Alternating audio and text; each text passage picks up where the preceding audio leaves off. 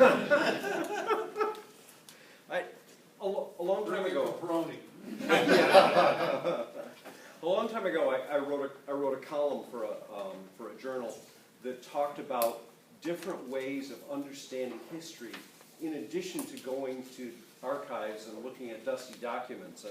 And I talked about things like reenactors and wargaming and things like that, and people building their own life-size World War I planes and flying them and gaining insights like that. And, Absolutely. And this is a wonderful way to do that. Yeah, I don't think anybody's going to build a full-size one of these. But No.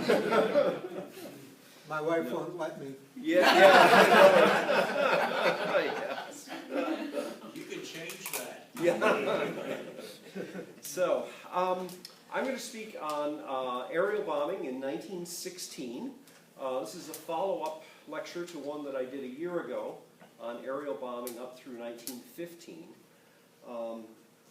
Unlike the one I did a year ago, this is not going to be a comprehensive view of bombing. It's going to be more episodic, where I choose, oops, that's not, okay. It's going to be more episodic, where I choose certain topics to talk about. And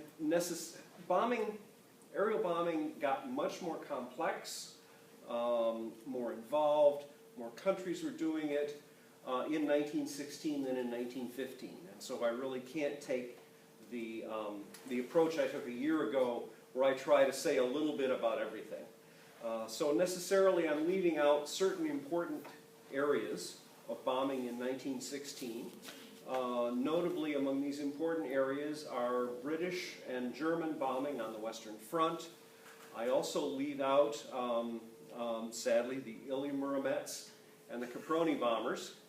But I'm going to talk about some things that I'm pretty sure maybe almost none of you ever heard about before. So in the topics that I am going to look at for 1916, we're going to look at the bombing of Venice by Austrian flying boats, the bombing of London in 1916, German bombing on the Russian front, the bombing of Bucharest, Romania, an overview of French bombing, and Britain's first foray into strategic bombing by No. 3 Wing of the Royal Naval Air Service. I seem to keep hitting the wrong one. Okay. Just use the arrow buttons on the keyboard. Oh, the arrows? Okay, I can do arrows. Yeah. So there, as I did a year ago, there are going to be some themes that are going to crop up again and again as we look at different aspects of bombing in the year 1916. One is the role of naval aviation in bombing development. This is something that navies have always taken a strategic view of warfare. Their job had always been to blockade enemy ports, interdict enemy shipping. They were essentially doing economic warfare, strategic warfare. So once navies started flying, it was very natural for them to take a strategic view of it. And so a lot of these strategic bombing innovations that took place during World War I were by naval forces and naval aircraft. So we'll see that several times over in this talk. The next general theme that we'll see more than once is the idea that the party's over. By 1916, fighters are starting to get efficient enough so that the bombers can't just function as easily as they did in 1914 and 1915. They can't get away with daylight bombing. They can't get away with no bombing. With bombing singly, they have to fly in formations or move to night bombing. So that's going to be something we'll see over and over. In the 1915 talk, we saw the introduction of giant bombers, notably the Ilya-Muromets and the Caproni. We're going to have a couple more very large World War I bombers introduced in 1916. And finally, we're going to see two examples from two different air forces of aircraft providing a very quick retribution for countries declaring war. So our first topic is Austrian flying boats in the Adriatic. These were a naval air force. They were flown by the Austro-Hungarian Empire's Navy. To give you an idea of the size of this force, in the Adriatic Sea, they were using 74 different airplanes as part of their force over the course of 1916. 12 of them were lost due to enemy action, and they were flying out of 4 naval air stations on the east coast of the Adriatic. I'll show you a map shortly. Being naval aircraft, they were attacking naval targets like ports, shipping, and they were also used against tactical targets in the ground war, going after things like rail targets and especially artillery batteries. One of the interesting things about the Austrian flying boats is that they attacked Venice 42 times during the war.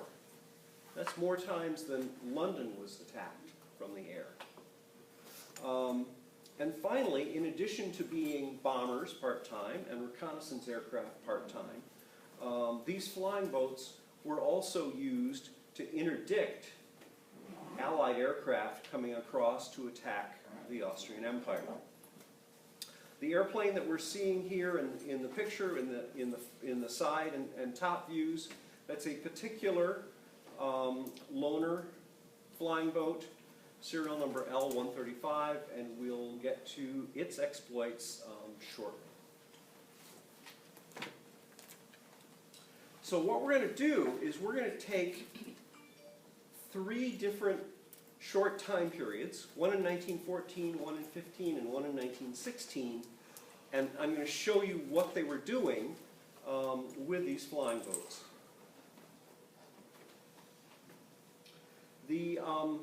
A battle you may never have heard about was the little war between the Austro-Hungarian Empire and Montenegro in 1914. The Austrian flying boats were based where the star is, in the Cattaro Bay at Kumbor. And during these months, they were attacking artillery positions at Mount Lothian and other places around this very large bay, also attacking other places down the coast, and they did a number of bombing raids against the port at Antivari.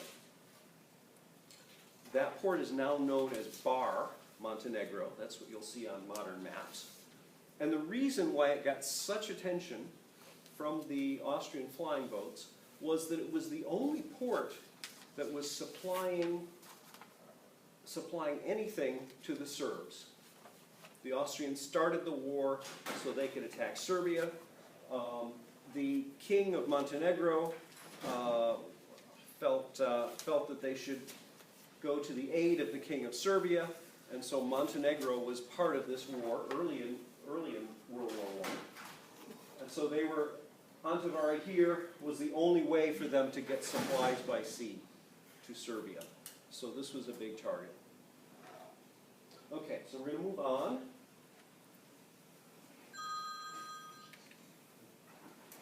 We're now in 1915.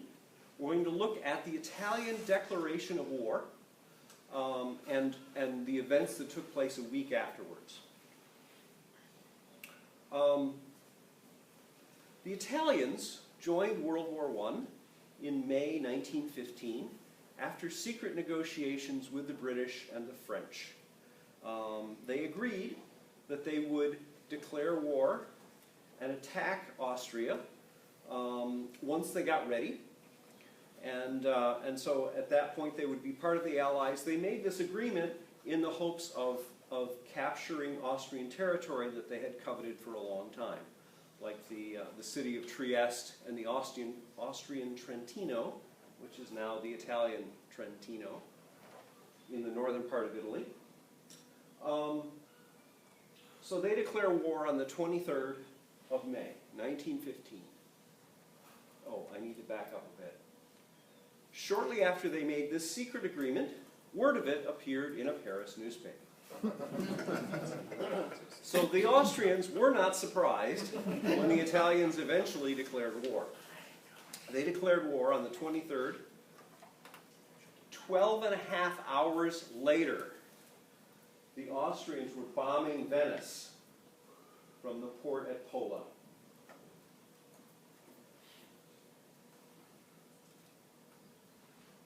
They also attacked, over the course of the next week, the port at Ancona and Vasto. And they hit such naval targets as dockyards, oil tanks, a destroyer, the Venice arsenal, and various ships. So they're bombing targets up and down the Italian coast. From Cumbor, where they've been based all along in the Battle of Montenegro, they were attacking shipping at various places in the Adriatic Sea. When the Austrians bombed Venice, they were fired at by the Italians using rifles, anti-aircraft artillery, and they were dropping flechettes. And the Austrians responded by dropping flechettes, steel darts, as well as machine gunning the Italian defenders. I have here an Austrian flechette to pass around, so you can see what they look like. These nasty little steel darts, I like that back, by the way. These nasty little steel darts had the reputation of if you drop one through a plane, it'll not only go through a man, it'll go through the horse he's sitting on. Nasty things. But most of them didn't hit anybody because they were just, they dump a box from overboard and generally would hit nothing.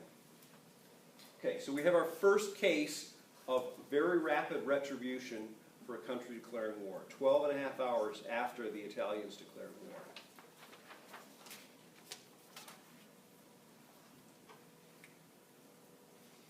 We're moving now into 1916, and we're looking at a 2-month period at the bombing attacks there. They're still attacking Venice, and they're doing so from 3 different ports: Trieste, Parenzo, and Pola. 3 different ports, naval air stations.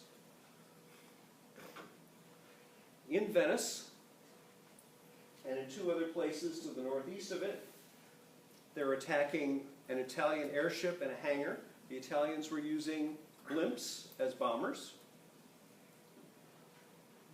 They're attacking rail lines,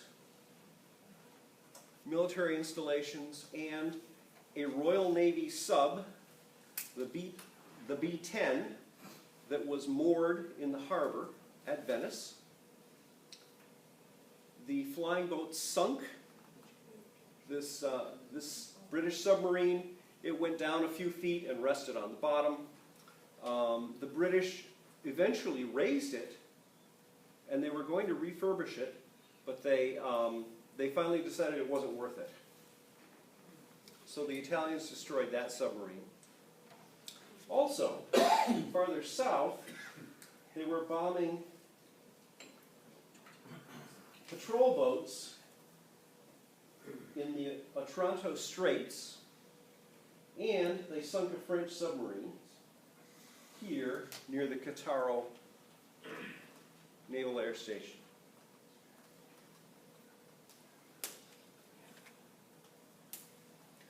This is an interesting story, so I'm going to focus on this for a little while. The French submarine, the Foucault, was the first sub sunk by an airplane. It was attacked by 2 flying boats, the L-135 that I showed you the picture of earlier, and the L-132. The crew of the L-135, Walter Zalesny and Baron von Klimberg, saw a submarine submerged. They couldn't tell, of course, since it was submerged, whether it was friendly or hostile, so they flew back to their base, since they didn't have radios, flew back to their base and got the information that, no, we don't have any subs there, go get it. So the 2 flying boats went back, they found the sub again. The L-135 dropped 2 50-kilogram bombs I call them depth charges in the slide, even though we didn't use the term back then. I call them depth charges because they were fused, they had fuses, such that when they got 10 meters below the surface, they would explode. These two 50-kilogram bombs landed about 7 meters, one from the bow, one from the stern. The submarine sunk. On the submarine, they eventually got their pumps going, and about half an hour later, they were able to resurface. Wow. The two Austrian flying boats are still orbiting around, looking to see what's going on, and the second officer of the French submarine gets up on deck and starts firing a machine gun at the two flying boats. The crew of the L-135 didn't like this. They took umbrage at it, and so they dropped another bomb, a 10-kilogram bomb, on the sub. And finally, the commander of the sub told his second officer to cut it out. You're not helping anything. At this point, the submarine is starting to founder. There's waves sweeping the crew off into the Adriatic Sea. The submarine is clearly about to go down for the last time. The two flying boats land, and they took on the entire French crew. A little bit later, an Austrian torpedo boat shows up. They put the French crewmen, the enlisted sailors, onto the torpedo boat to take them back as prisoners, and they take the two officers in the flying boat and fly them back. So they saved the entire crew. At that point, the submarine went down for the final time. Okay, so we're going to move on, and we're going to look at the Zeppelin bombing of England in 1916. You can see on the lower left, you can see a photo of some of the damage in England from a raid on the 31st of January. Upper right, you can see a German Zeppelin, first developed in 1916. The British press called them Super Zeppelins. This was the L-32. And I will point out that most of the Zeppelins bombing England were naval craft. There were a few Army Zeppelins that were used, but primarily they were a naval craft. So the first bomb London was an Army. That's Zeppelin. correct. That's correct. But by the end of 1916, a discouraged German army just phased them out in favor of airplanes. Yes, and actually what they did was they turned over their remaining Zeppelins to the Navy because they didn't want to use them. So where we pick up this story in 1916, the Zeppelins have been bombing England for a year. The number of raids barely increased from 20 to 22 in 15 and 16. But the number of sorties, the number of individual Zeppelins participating in the raids, increased by almost 100. The casualties, civilian casualties in England, increased, both killed and wounded. And so it was turning out to be a very successful year for the Zeppelins. But unfortunately for them, their successes only lasted through August 1916. In 1916, Peter Strasser, who was the leader of the German Naval Airship Division, sent a now famous memo to his boss, the commander-in-chief of the German High Seas Fleet, and basically he says, things are going so well with the Zeppelins that we can actually drive England out of the war by continuing to bomb them from airships. This is on the 10th of August. Unfortunately for Strasser, 3 weeks later, everything changed. Lieutenant Leif Robinson of the Royal Flying Corps shot down over England for the first time a German airship. This was actually an Army airship, the Schütte-Lanz SL-11. And by this point, the British had developed explosive and incendiary bullets for their machine guns. The combination of the two allowed them to bring down the Zeppelins over England for the first time. Well, another thing William Leaf Robinson discovered was by trying to adjust his speed to the speed of the Zeppelin and concentrating his fire in one area instead of Yes. raking it, it would eventually get it unlit. Yes, yes. Get it right fuel air mixture. Exactly. Yeah, he There'd put be enough, this rosy glow and then boom. yeah. Put enough holes in one place for the air and the hydrogen to mix, and that was the flammable mixture that they needed. So he became very famous. This incident, of course, was witnessed by thousands because it took place just north of London at night with a burning Zeppelin coming down. Probably witnessed by tens of thousands or more.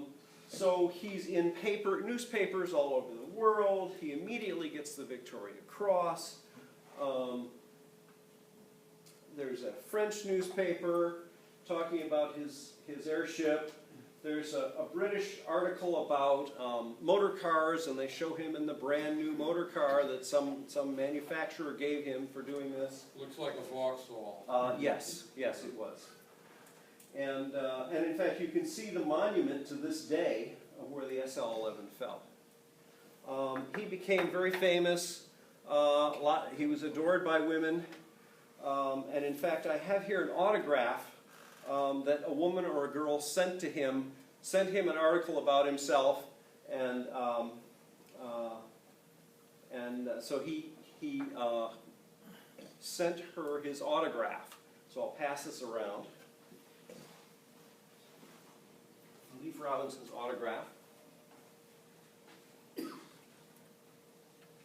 And at this point, we're talking the night of the 2nd and 3rd September, 1916.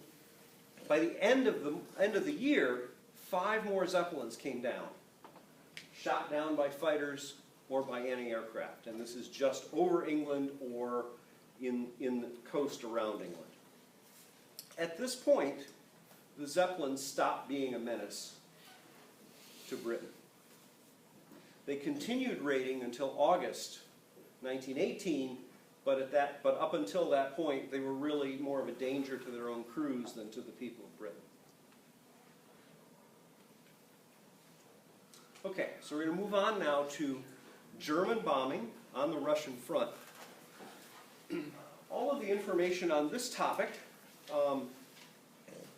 the bombing on the Russian front, the bombing in Romania, all of this really comes from the late Augie Bloom, who lived in Charlottesville, Virginia, and he wrote a seminal article in Over the Front in 1996 that really talked about this stuff, and there's not a lot of other stuff out there about German bombing on the Eastern Front.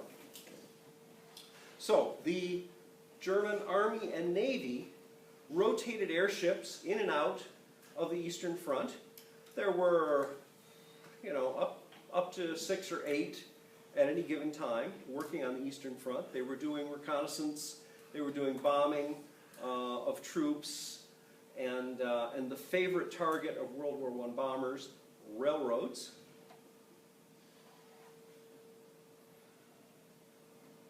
Steve, So this was going on all the time. Yes? hitting a railroad from an aircraft without any sort of targeting equipment, that must have been, were they actually any good at it? They did have targeting equipment. By 1916, everybody had bomb sights of some type or other. The Germans had German optics, which were the best in the world. The thing is, generally speaking, they weren't good at it, though, because it was very easy to fix the damage, and so it was kind of a. They were fooling themselves, the Germans and especially the British, throughout World War I, that they were really making a difference by bombing rail stations.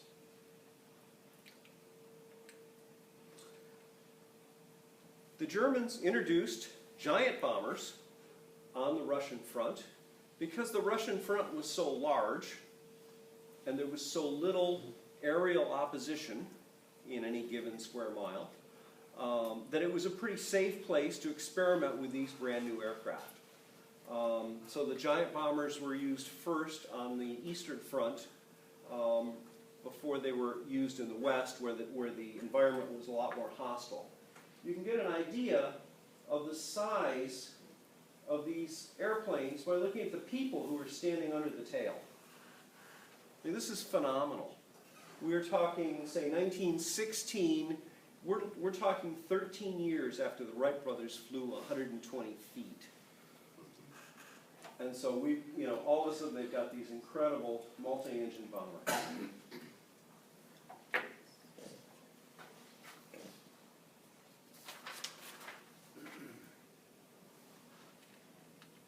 Okay, so we're going to look now for kind of an overview of where the bombing happened on the Russian front.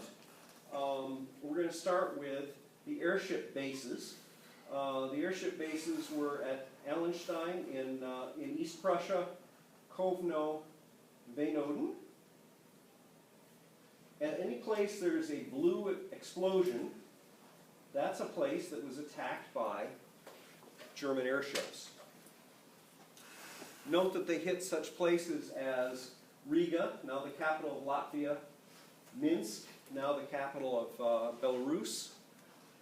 So there was a lot of bombing going on. These are actually selected raids. When Augie Bloom did the research that this map is based on, there were a lot of gaps in the information. And so really what we're looking at is just a small sample of what they were doing. They also had the giant bombers based in two places, Alt-Outs and Horubinac. And any place where there is a red and yellow star, these are places that were hit by the German giant bombers.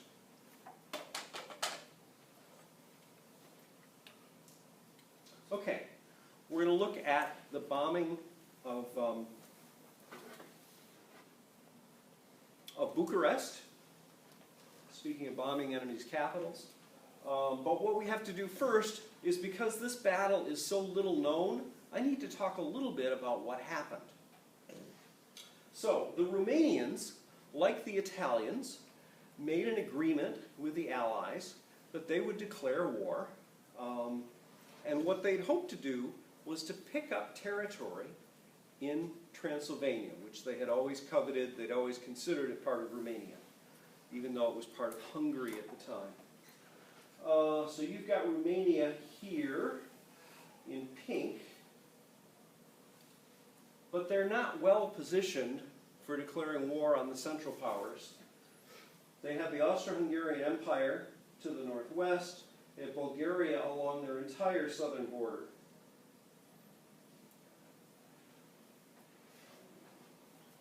So they declare war on the Austrians on the 27th of August, 1916, and immediately start invading Transylvania from three directions.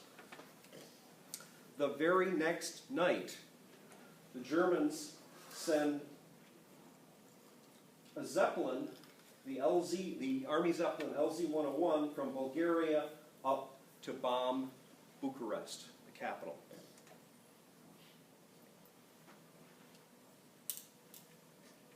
Okay, so once again, we've got the declaration of war on the 27th of August. The Germans bomb Bucharest the very next night. 5 days after the declaration of war, the Germans respond with the Danube Army, commanded by General von Mackensen. It's down here in Bulgaria, and it starts moving up into southeastern Romania. So like with Italy, it looks like they weren't surprised at all by this declaration of war. In very short order, the Austrians and the Germans are able to drive the Romanians out of Transylvania and then are positioned to invade the country. So they're coming in almost immediately into the southeast, and then they start invading in three other areas to go through Romania. They are helped out by Russian and Serbian soldiers.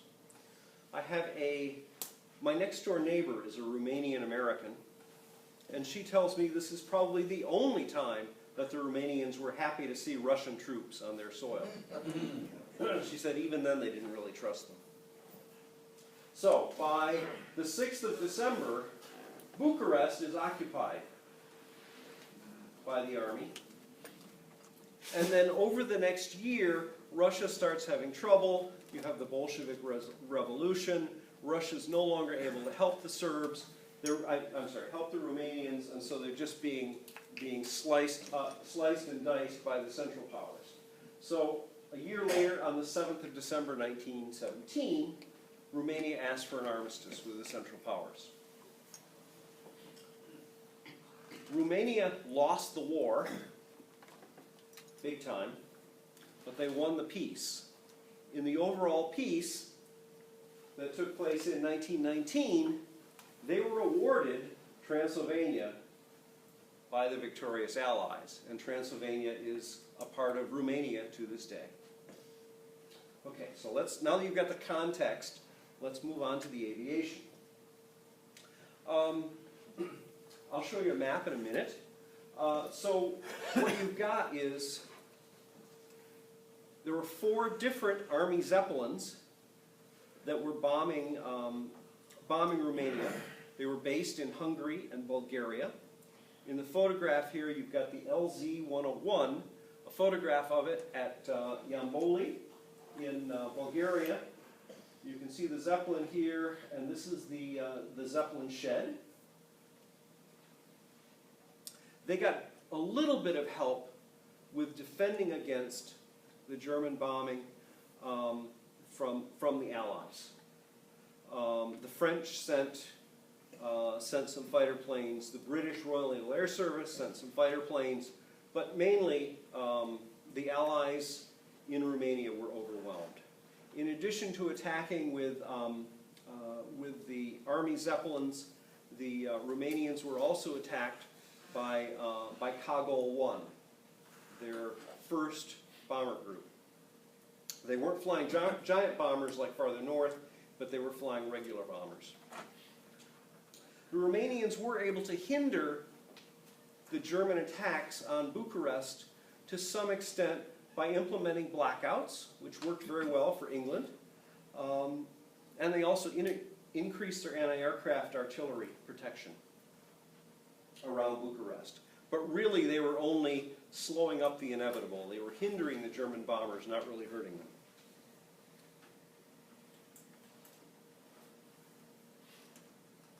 These are the bombers that the Germans were using, the heavier-than-air bombers. By 1916 standards, these are quite modern aircraft.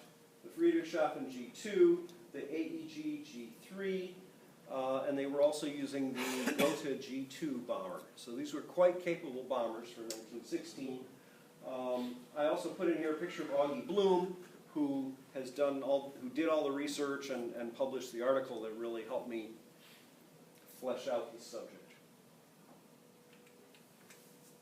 So to give you an idea of what it looked like, again, the little Zeppelin-shaped ovals in blue are the airship bases: Yamboli, Bulgaria, Timisoara in Hungary, and they were attacking at Bucharest.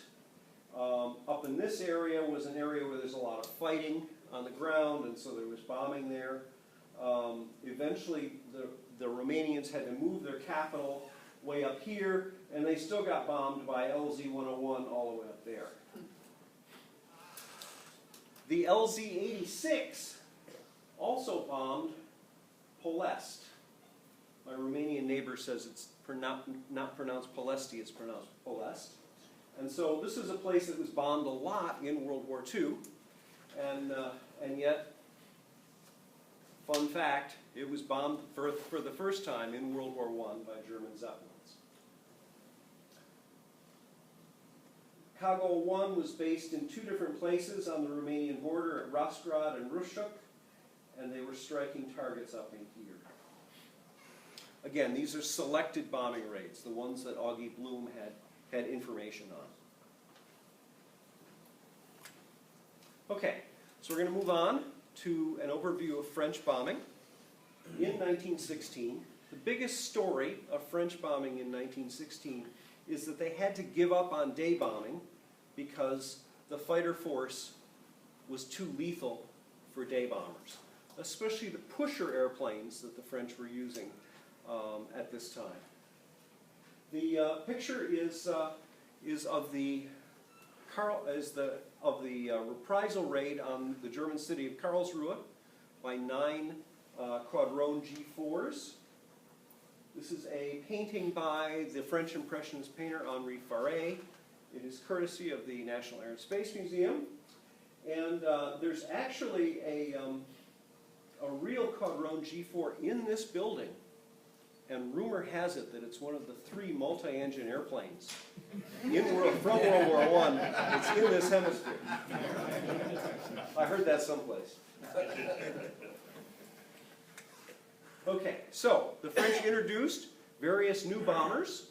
During 1916, they replaced the Voisin 3 with the Voisin 5, which was almost identical but had a bigger engine, although it barely changed its performance. The Brigade Michelin 4 and 5 were developed. There were 100 of these donated by the Michelin Company to the French government in response to the crisis of the Germans invading France. This also was a pusher bomber like the Voisin. The French started building Italian Caproni bombers under license. They used their own engines for them and were using them as heavy night bombers starting in 1916. Finally, we have the Sopwith 1.5 strutter. This particular one is a single-seater version, the one shown in the picture. They had both single-seater and 2-seater versions, and these were about the only airplanes that really could survive during the day. They also developed new bombs.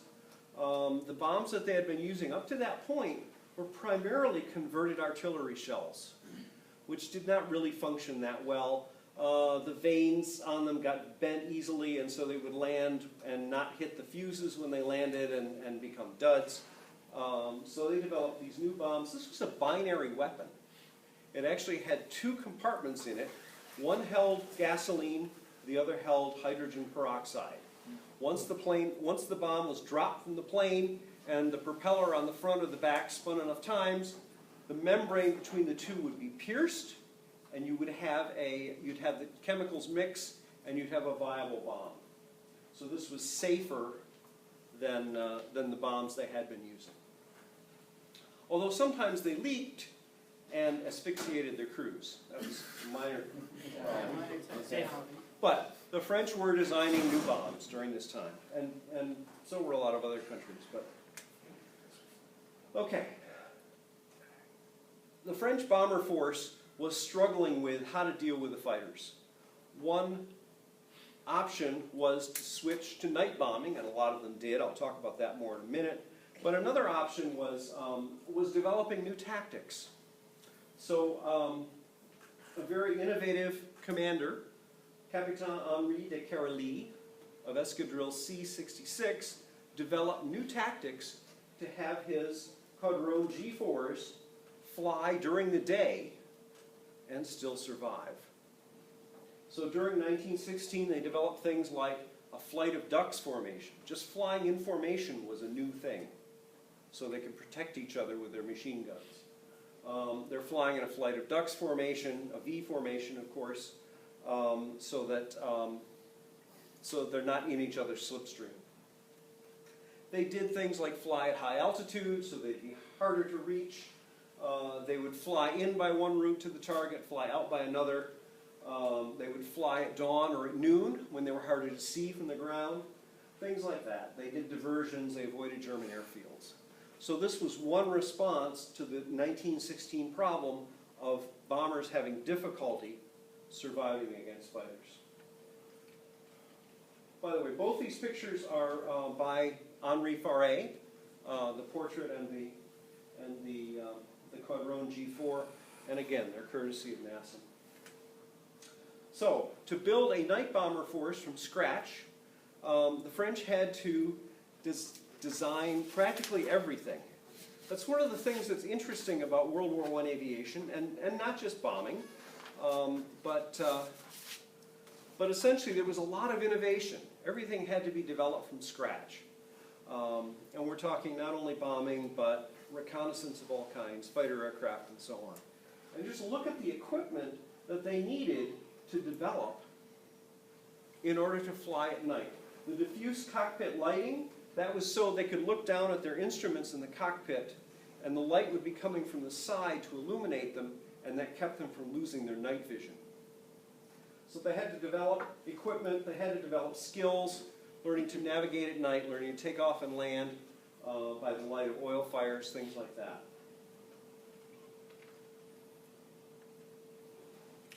Of course, the biggest event for France in 1916 was the Battle of Verdun.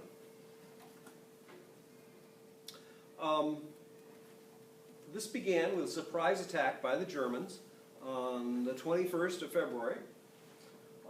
And actually, the French bomber force was pretty much caught flat-footed.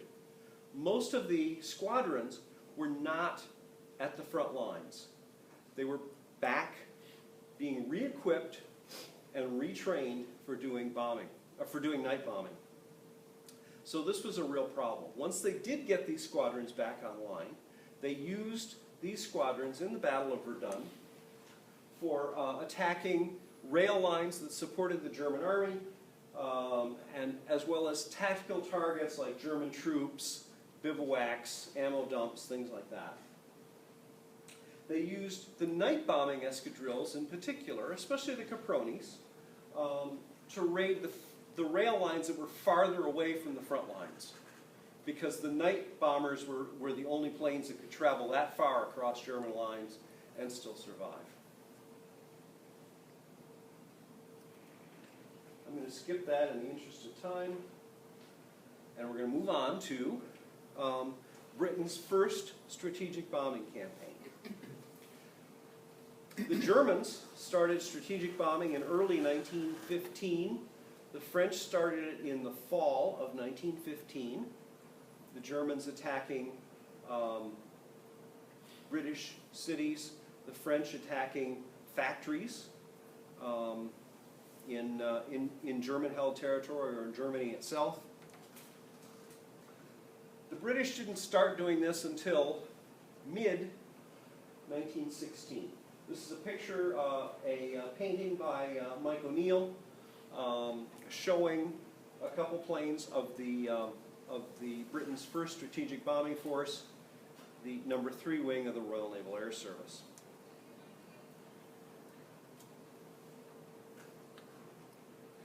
This was actually a short-lived experiment. They were active only from July 1916 to April 1917. During the time that they were active, they conducted 18 bombing raids. Most of them were done in conjunction with the French Air Force. So you've got real important things going on here. You've got England's first attempt, first experiment with strategic bombing, and you've got an effort with another country's Air Force. These are big steps forward. They contributed 22 bombers to the Oberndorf raid, which I skipped over. It was a massive joint French and British raid on the Oberndorf rifle factory. Their most common targets were iron and steel works. So this really was strategic bombing. They weren't going after the German army. They weren't even going after rail lines that much. They also attacked some rail stations, an aerodrome, and one reprisal raid against Freiburg. These are the Sopwith 1.5 strutters that they used, and there's some of the some of the crews. The aircraft they used were the two versions of the Sopwith 1.5 strutter. The terminology is the exact opposite of what we see in the rest of World War I. The two-seater 1.5 strutter was called a fighter, and the single-seater was called a bomber. These flew in mixed formations with the fighters, with a gunner in the back, protecting the rest of the formation. The fighters couldn't carry much in the way of bombs, only 88 pounds, but really they were there primarily to help the rest of the planes get back. The bombers could carry 260 pounds of bombs. The other plane they started using was the next giant bomber in our sequence, the Handley Page 0100. These could carry, in contrast with 88 or 230 pounds, 1,200 pounds of bombs. They used these as night bombers. They were not fast enough to survive during the day. And they used single Handley Pages for 3 of the last 4 of the 18 raids by this unit. So this kind of diagrams in a map exactly where they were operating. They were operating out of 2 bases, Luxiel at Bonn. You can get an idea of the distance to the Oberndorf Mauser factory, quite a long raid. Here at Freiburg, they conducted their last raid, and that was a reprisal raid done with the French Air Force on the city of Freiburg. I think it was because the Germans had been bombing the city of Bar-le-Duc, so they were doing this as a reprisal. Most of their raids were up here in the Saar River Valley, the Brie Basin, and most of these targets are iron and steel works.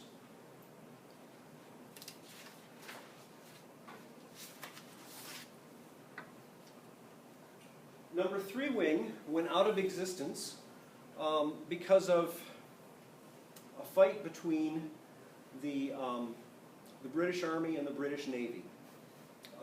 The War Ministry, the British Army, kept making the argument that, why are you pissing away this effort, bombing blast furnaces, when we need your help in Flanders supporting the British Army. The Army eventually won, so all of the crews, when they disbanded number 3 wing, went up to Flanders to support the British Army there. A lot of the Sopwith 1.5 strutters stayed behind, and they gave those to the French because the French needed aircraft that could survive during the day. And then they started building their own under license and actually made more 1.5 strutters than the British did. So that's kind of a look at where they were operating and what they were doing. If I can make an aside, you can spend 2 days working on a map like this, and I did, and it's, it's just, oh, that's nice, and it seems like a lot of effort, and you can't tell how much effort when you look at it. So I'm sorry, maybe I'm feeling unappreciated. All right, I will tell. So can you tell us about how you made the struts in your airplane? It's all imaginary. I think this is an Ilium Murmet.